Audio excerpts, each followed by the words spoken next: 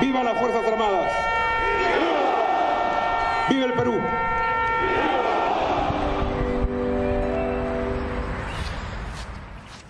Muy buenas noches. Mi nombre es Jaime Chincha y en el Perú de hoy nada está dicho. Este programa está dedicado a la memoria del ministro de Defensa, José Huerta.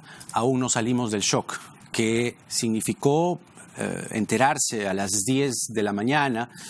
A esta hora se confirmó la muerte del ministro de Defensa, José Huerta. Sufrió un desvanecimiento mientras hacía una visita a un puesto de vigilancia y control territorial en Amazonas, muy cerca de la frontera. Según el comunicado del Ministerio de Defensa, recibió los primeros auxilios y fue trasladado en helicóptero al hospital de Santa María de Nieva, donde recibió la atención de emergencia, pero según información oficial del MINDEF, cuando llegó cadáver. Era un buen hombre, de verdad, murió en su ley. Hoy y mañana el gobierno ha declarado duelo nacional por su abrupta partida. Inmediatamente, como un resorte, se me vino a la memoria cuando él vino aquí en febrero pasado. Recordarán que por entonces comenzaron lluvias muy intensas en el sur, en el centro y luego en el norte de nuestro país. Y como corresponde, el ministro de Defensa estuvo en el lugar o en los lugares donde poblaciones se vieron afectadas. Vamos a recordar un poco, a manera de homenaje póstumo, un extracto de aquella entrevista. Tengo el gusto de presentar esta noche al ministro de Defensa, el señor José Huerta. Ministro, gracias por estar aquí. Gracias a ti por invitarme. A ver, ¿qué gobierno local, perdóneme que le interrumpa, qué gobierno local ha dado muestras de lo que usted ha observado y mapeado a nivel nacional que tenga esa capacidad de respuesta? ¿Existe alguno? Ninguno. No he podido observar, pero sí me ha dado gusto ver, por ejemplo, hoy día, y le voy a poner dos ejemplos, que esto creo que pone de manifiesto cómo dos situaciones nos pueden dar una lección de cómo pueden trabajar otros alcaldes. Fíjate, hemos tenido dos eventos importantes la semana pasada con presencia del señor presidente de la República y varios ministros. Hemos estado en Aplao, en Arequipa, la región Arequipa, y hemos estado en Mirave, la región Tacna. Y son dos ejemplos que yo quisiera que me permita contarlo porque representan lo que se debe hacer. Mire, en Aplao, entrado el Huayco por la parte central del centro poblado de Aplao, de la comunidad de Aplao, y ha causado destrozos porque, lógico, vino agua, lodo, piedras, y hemos estado presentes. Inmediatamente el señor presidente de la República, con todos los ministros, hemos tomado acción, cada uno en el campo que le corresponde. Las Fuerzas Armadas han actuado con 200 soldados, y de ahí inmediatamente nos hemos ido a Mirave. En Mirave ha sucedido otra situación que todos la conocemos. La población que estaba establecida en el centro justamente de una quebrada ha sido arrasada casi totalmente. Nosotros hemos bajado en helicóptero, hemos caminado toda la zona afectada y hemos llegado a la parte más alta de Alto Mirave, donde estaba la población que ya no podía estar abajo. ¿Y sabes qué ha sucedido? Y acá viene la anécdota. Yo esperaba que cuando lleguemos nosotros, llegue el presidente, la gente iba a decir: queremos alimento, queremos agua, queremos medicina. ¿Qué es lo que suele ocurrir? ¿Sabe cuál fue? En Mirave, dice usted. En Mirave, ¿sabe cuál fue lo primero que pidió la gente? ¿Qué? Señor presidente, queremos reubicación. Es inédito. Queremos inédito, totalmente. Queremos reubicarnos, ya no queremos vivir más acá. Porque creo que es la única población que yo he visto, que a mí se recuerde, ¿no? Que a mí me sorprendió, pero esto es un ejemplo que yo he querido contarlo porque esto es lo que se debe hacer cuando aquellos centros poblados que ya ven que están en riesgo inminente y que están en una zona de peligro, deben ellos mismos buscar reubicarse. Perdón. Y estaba siempre pendiente de la gente. Recuerda lo de Mirave, al sur del país. Bueno, él predicaba y predicó cuando pasó esto con el discurso de la prevención. Quedémonos con ese mensaje. Yo le recuerdo dos cosas, creo que son las que más saltan, sobre todo por la memoria, ¿no? Quitarle las condecoraciones a Donaire, creo que fue un gesto que lo enaltece, y además respaldar la campaña contra la violencia a la mujer, con esto de los mandiles, en el Ministerio de Defensa y en las Fuerzas Armadas. ¿Me equivoco, señor Jorge Nieto? ¿Cómo está usted? Buenas noches. Él ha sido ministro de Defensa. ¿Cómo está, señor Nieto? Hola, Jaime, buenas noches. Bueno, la noticia sin duda es triste. Yo recordaba estas dos cosas. ¿Usted recuerda algunas más? Mire, él trabajó conmigo cuando yo fui ministro de Defensa. Yo lo encontré allí como un funcionario del Ministerio de Defensa encargado de la inspectoría del ministerio. Me entrevisté con él, como lo hice con muchos funcionarios, para evaluar su continuidad o no. Y en su caso yo percibí un hombre bueno, un hombre discreto, un hombre diligente en su trabajo, y la verdad sea dicha, durante la gestión que yo tuve y el contacto de trabajo que tuvimos en el ministerio, él fue una persona leal que cumplió cabalmente su trabajo y que me permitió resolver varios problemas que teníamos que enfrentar juntos.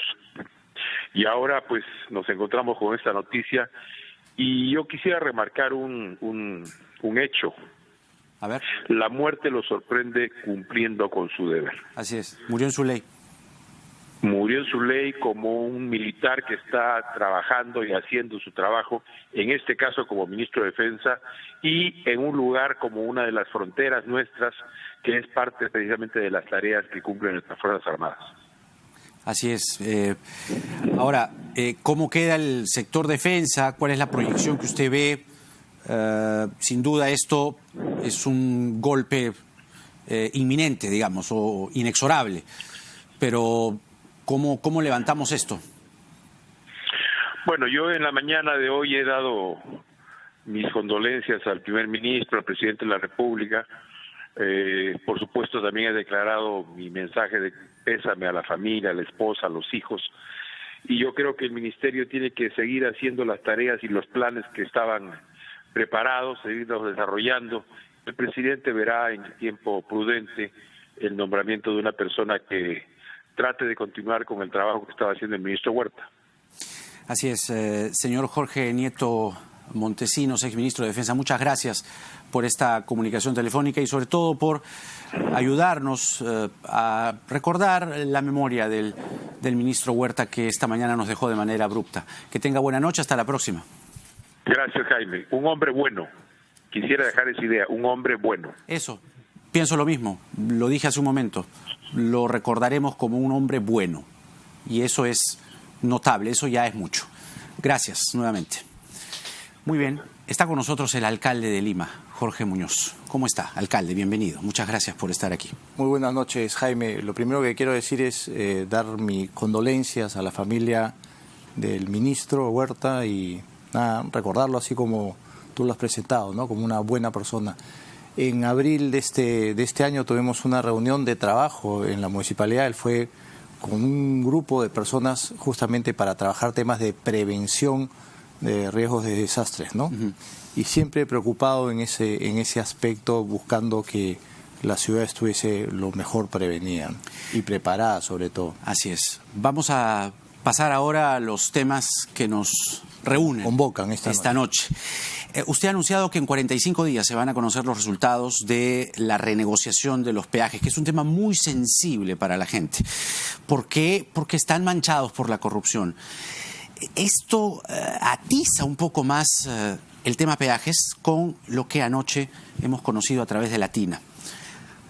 Piñeiro confesando que le dio $4 millones a Susana Villarán justamente para arreglar el tema de los peajes. Es decir, el detalle que faltaba para que una mayoría, si no todos los limeños, no quieran pagar ese peaje, les parezca indigno pagar ese peaje. Usted dice que en 45 días. ¿No se puede suspender mientras tanto el pago del peaje? Pregunto. A ver, nosotros, Jaime, hemos evaluado todas las posibilidades pertinentes.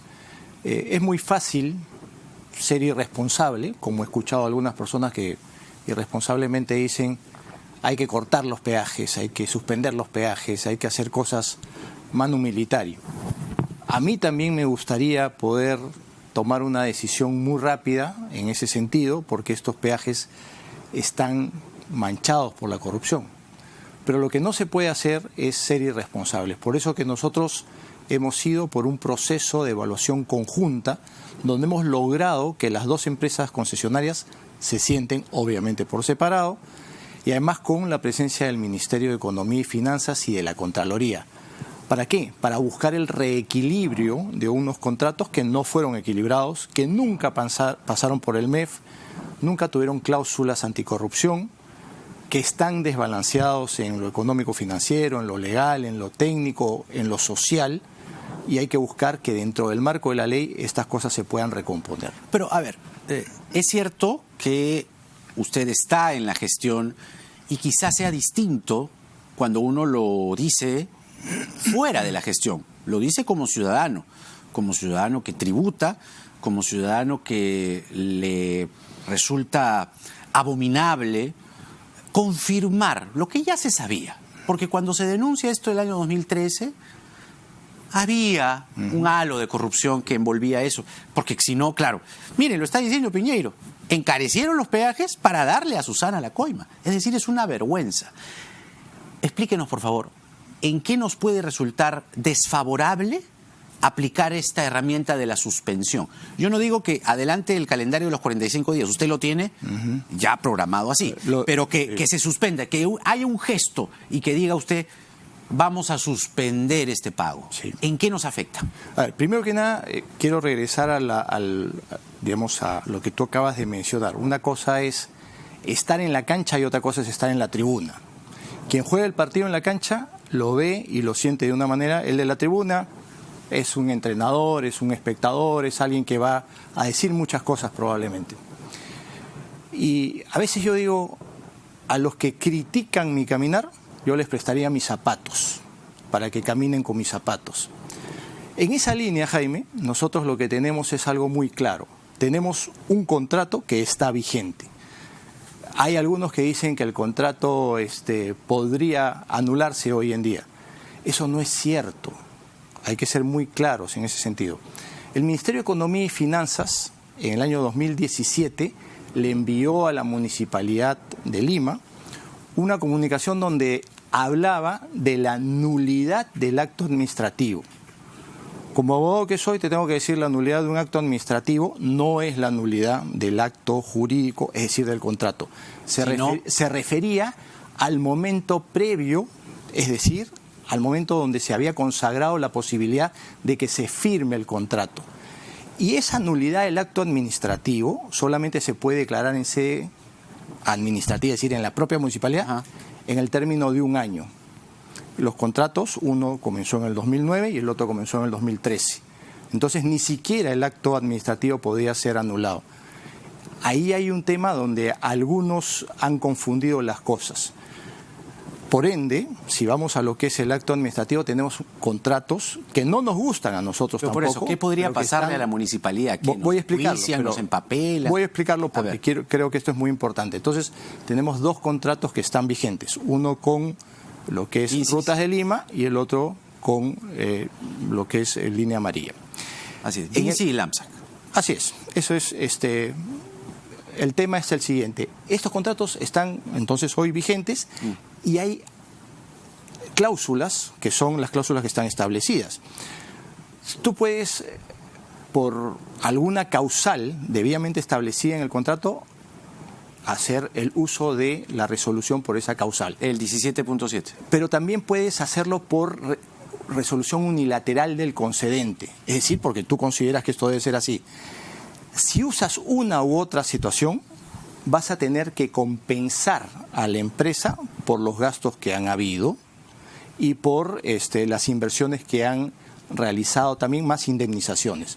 Entonces, eso le sale al Estado peruano, a la municipalidad, a la República del Perú, hay que decirlo así, le sale mucho más caro que buscar una solución como la que estamos tratando. Detengámonos ahí, le pido, por favor, sí, porque creo que ese es un punto medular para entender el todo de este problema que a todos, la verdad, me incluyo, nos indigna. A mí también. Nos indigna. A mí también. Nos y parece lo he dicho, repudiable. Está esto manchado por corrupción y además está desequilibrado. Por eso, ¿podemos hacer un estimado?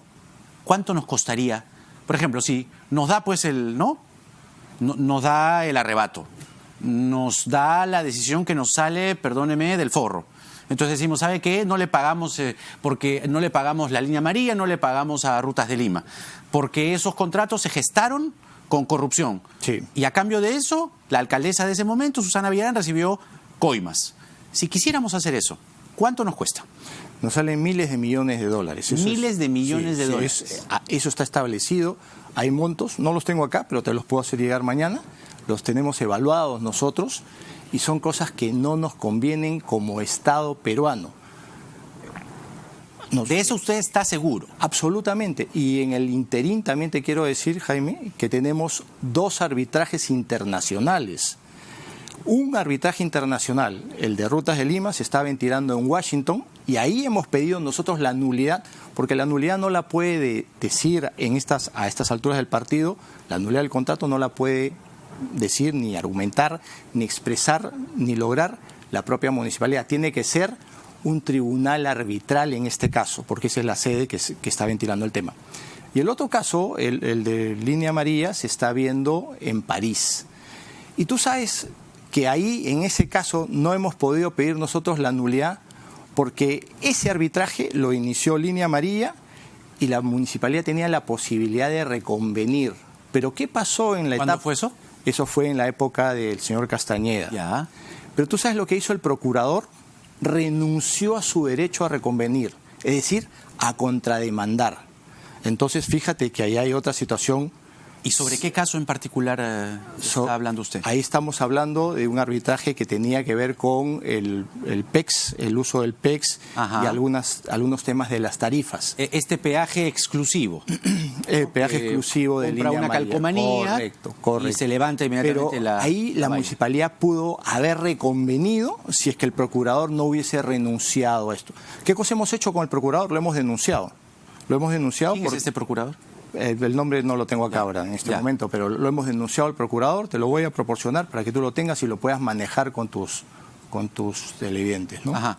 ¿Y esto qué año fue? ¿Cuando se comenzó a gestar el contrato? No, eso ha sido durante la gestión de Castañeda, la última gestión. Ahí se planteó el arbitraje y ahí la municipalidad perdió esa posibilidad de reconvenir.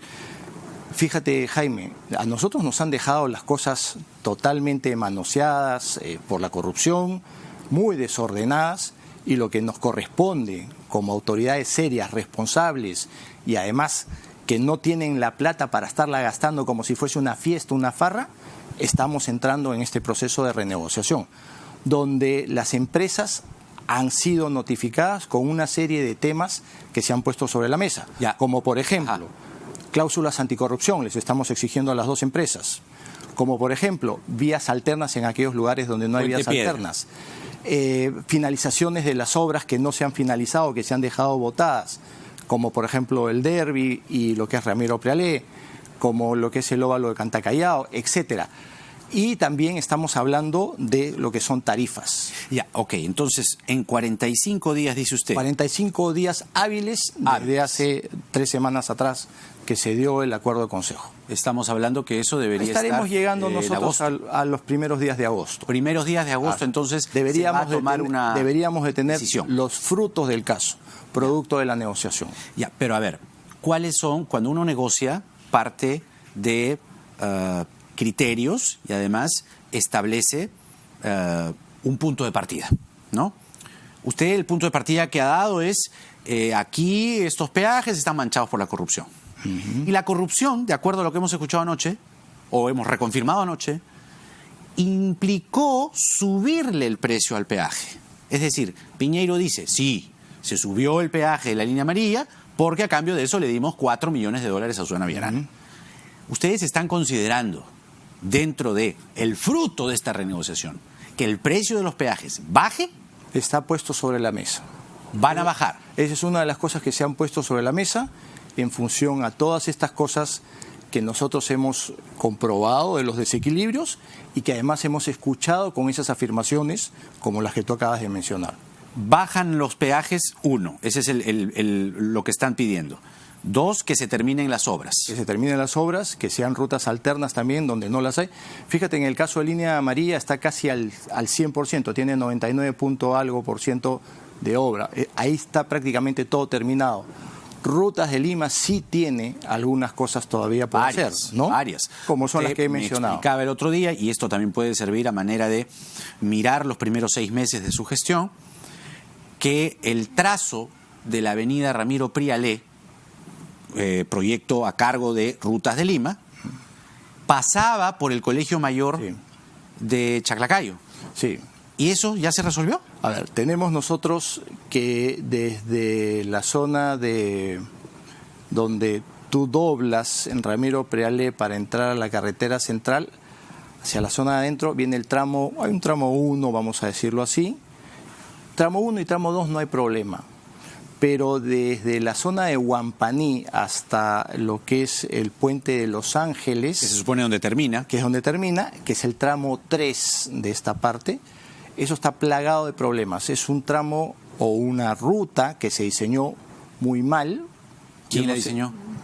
los anteriores responsables de la alcaldía, y ahí viene Castañeda y también Villarán. Villarán han jugado en pared, para hablar en términos criollos. Qué curioso, ¿no? O sea, se decían tanto la vela verde en público, Así es, pero en privado han operado igual, han jugado en pared. Así es, pero lo que te quiero decir es que esta ruta 3 pasa por una zona consolidada, como son la urbanización Los Girasoles, que finalmente alguien me podría decir, pero eso se expropia, alcalde. Sí, pues se expropia, pero para eso tienes que tener el dinero y además tienes que tener el diseño claro para ver dónde expropias. Ni siquiera se ha entrado a esa zona de Los Girasoles.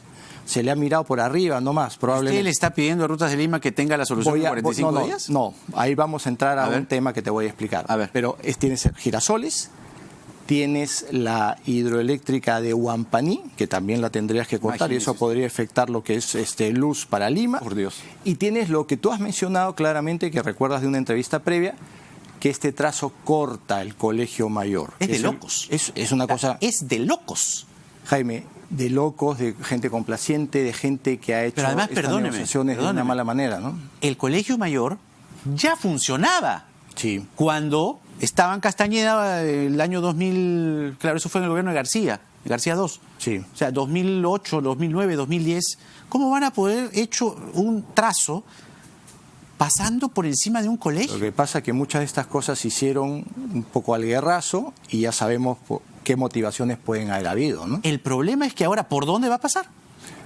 Hay un tramo, que es el que nosotros hemos propuesto y hemos puesto sobre la mesa, que no tocaría estos predios que te he mencionado. Además, hay otra cosa que es interesante, mientras que se va avanzando en la medida en que ese tramo se formalice. Ahora, todo esto tiene que formalizarse en adendas, no en actitas, como se hicieron las cosas, en adendas que tienen que ser consagradas por el Ministerio de Economía y Finanzas. Cosa que no se hizo la vez pasada. No se hizo la vez pasada, ¿no? Ellos arguían de que no había necesidad legal, de que esto no tenía que pasar por ahí, pero en definitiva sí había la necesidad legal, porque tú te imaginas que tú seas el concedente, yo el contratista, y nos pongamos de acuerdo y firmemos los documentos en los que nos hemos puesto de acuerdo en una servilleta. Estoy exagerando, por cierto, pero más o menos eso era porque no pasaba por la institución que es el Ministerio de Economía y Finanzas, ¿no? Y tampoco hubo un control que hubiese traído resultados como los que estamos buscando que se tengan en esta época.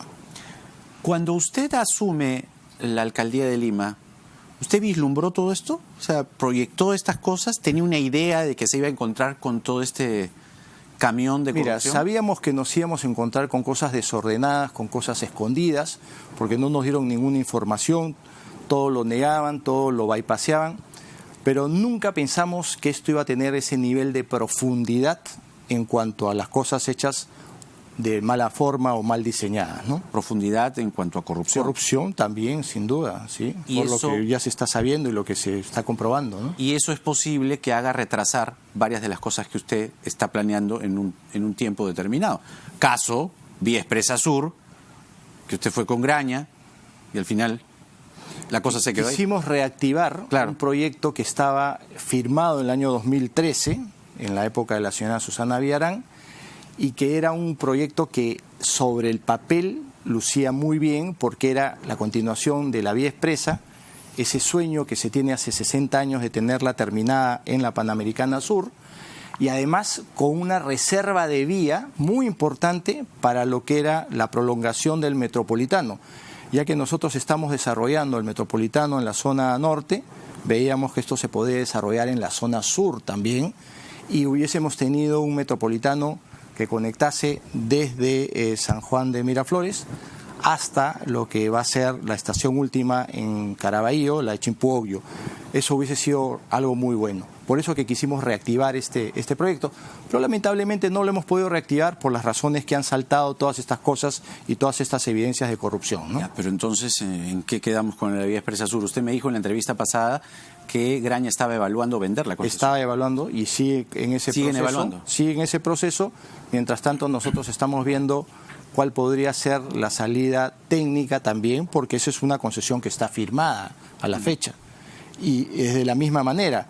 Tú pateas el tablero de esa concesión y las consecuencias económicas para la municipalidad son astronómicas. Y dicho de otra forma, para que los televidentes nos puedan entender, ahí la lavada te cuesta más que la camisa. Y eso es algo que nosotros tenemos que ser muy responsables. Por eso yo decía, muy fácil es estar en la tribuna y decir, haz esta jugada, haz este pase, pisa la pelota. Y otra cosa es cuando tú estás en la cancha. Y en la cancha te encuentras con todas estas cosas y tú eres el protagonista. Si el alcalde Muñoz no es responsable, el día de mañana todas esas cosas que le costarían más dinero a la municipalidad, me las van a cobrar a mí. Y eso, Jaime, te lo voy a decir, no estamos dispuestos a una cosa de esa naturaleza.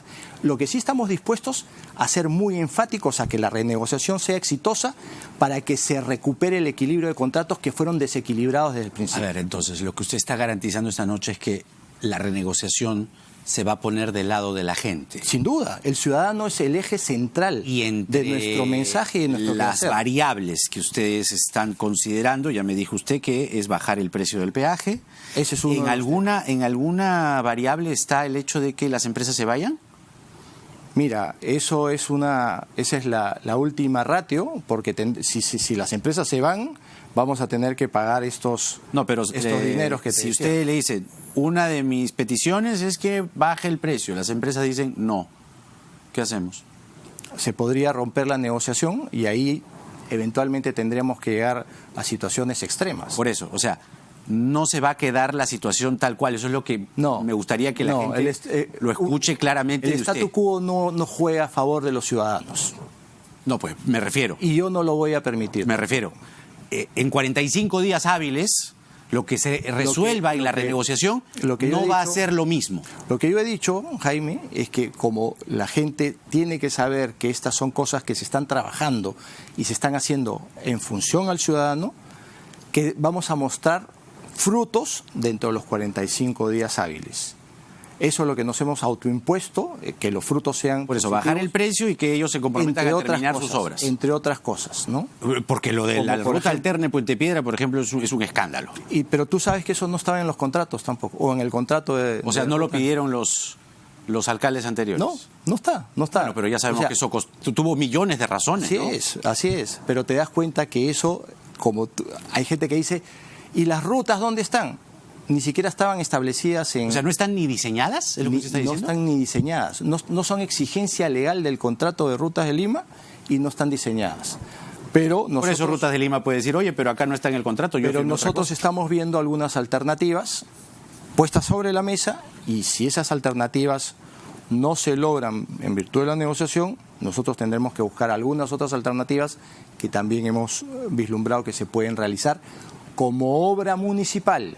Eso también. Ha tocado usted el tema del ATU. No quiero dejar pasar, o del Metropolitano, y yo lo estaba linkeando al ATU. Hoy estuvo en ampliación de noticias el presidente, el jefe de la Autoridad del Transporte Urbano, el señor Humberto Valenzuela, y antecede a él declaraciones de la señora María Jara, la ministra de Transportes, que lo que está diciendo, lo ratifica el señor Valenzuela hoy en RPP, es que las combis van a desaparecer.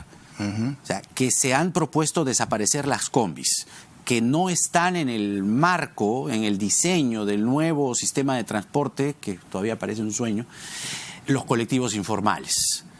¿Qué nivel de consulta tiene usted sobre eso y qué le ha parecido que, no me refiero románticamente, sino que, para empezar, el golpe social que va a significar y que siempre ha significado cuando piensas en desaparecer las combis, se ponga en práctica ahora? A ver, lo que pasa, Jaime, que eso es la visión de tener un sistema integrado de transporte. No, claro, pero esa visión ¿cuánto cuesta? Pero pero eso tiene que hacerse y eso es parte de un proceso. Ajá. Me habrás escuchado decir en estos últimos días que nada tarda tanto como lo que no se comienza nunca. Entonces tenemos que tener la valentía de comenzar las cosas. Se intentó en alguna gestión municipal previa hacer un sistema integrado de transporte y después vino el otro alcalde, le dio un plumazo y la borró.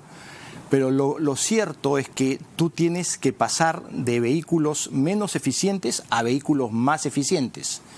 Hoy en día circulan combis que están destartaladas por la calle, hoy en día circulan combis que no son eficientes en cuanto al número de pasajeros que pueden llevar, y si eso se chatarriza, se les da un bono a los conductores y además se les incorpora en una suerte de cooperativa, te va a permitir pasar a tener buses con una mejor capacidad de transporte.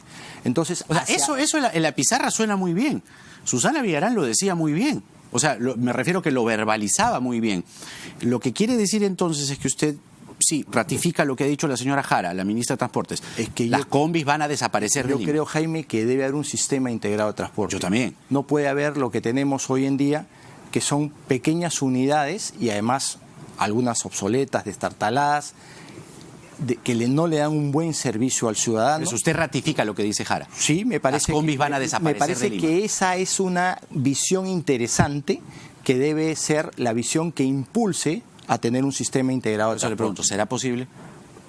Si la ATU se pone a trabajar como tiene que trabajar, eso será posible. Pero ustedes tienen injerencia también, tienen opinión. Tenemos 3 asientos en el directorio de la ATU. Claro. Y entonces hay que trabajar en consenso para poder tener una mejor movilidad. Van en la misma línea. Lo que te quiero decir es que tenemos que tener una sola unidad de pensamiento, porque si no las cosas no caminan. Y esa es la virtud de la naturaleza de la ATU. La ATU va a tener una visión territorial única de Lima y el Callao. Correcto. Y además tiene que tener una sola mentalidad para resolver los problemas de una ciudad que, ¿sabes cuál es uno de sus grandes problemas? La fragmentación administrativa. No, claro, el caso más ¿a qué me refiero? es que Orión. Todos deciden. ¿No? Que todos deciden. Orión se acaba en el Callao con coima, con todo, con arreglo, ¿no? Y con autoridades implicadas, y nos invadía Lima. Pero por eso, para que quede claro esta noche, usted ratifica lo que dice Jara. Sí, las combis van a desaparecer. Mira, es lo que la municipalidad, junto a la ATU, lo que ratifico yo y lo que ratifica Jorge Muñoz es que tiene que haber un sistema integrado de transporte. Que no incluya las combis. Hacia eso tenemos que ir y hacia eso tenemos que conducirnos, porque lo que tenemos hoy es una suerte de situación donde ningún tipo de transporte está conversando entre sí. Mira lo que nosotros hemos propuesto para lo que es la línea 1 del metro, que se uniría con el metropolitano, que son 2 modos de transporte. ¿Cómo los queremos unir? Con un teleférico que saldría de la estación San Carlos, pasaría por la parte alta de San Juan del Uriacho y bajaría a Independencia. Esto es tener una visión multimodal del transporte integrado. Y eso es lo que tenemos que hacer acá, integrar el transporte, hacer que converse entre sí. No va a ser de la noche a la mañana, pero es un proceso. Y como te decía hace un momento, nada tarda tanto como lo que no se comienza nunca. Por ejemplo, el uso de las tarjetas únicas. Eso era algo que era impensable. Hace poco tiempo atrás nosotros iniciamos el impulso y ahora se puede usar la tarjeta del COSAC, es decir, del metropolitano, con varios de los corredores, varias de las líneas estas que tienen colores. No hemos llegado todavía a todas, pero hemos logrado este avance. La idea es que el día de mañana tú puedas tener una sola tarjeta y con esa tarjeta te puedas subir al metro, puedas subir al metropolitano, a los corredores, inclusive a algún otro medio de transporte como podrían ser los teleféricos que estamos pensando vamos a tener. Le ponemos puntos suspensivos, alcalde, a esta conversación y vamos a tener el gusto de tenerlo en otra oportunidad, de poder conversar con usted para hacerle el seguimiento. Siempre es un gusto, Jaime, poder conversar contigo y poder tener este intercambio de ideas. Así es, y sobre todo que la gente se entere en boca de su propia autoridad de los pasos. No son fáciles, pero hay que darlos. Gracias. Ningún paso municipal es fácil. Hay que tener la valentía de darlos, nada más. Mira la selección, además. Gracias. Gracias. Vamos a la pausa hablando de la selección y de otros temas. Vamos a conversar con Alberto Bengolea, él fue candidato a Lima. Todos lo recordamos, además, por sus opiniones siempre muy inteligentes sobre el fútbol, pero ha dado una opinión inteligente también sobre el tema de los peajes. Así que vamos a conversar con él ahora desde la tribuna. Nada está dicho.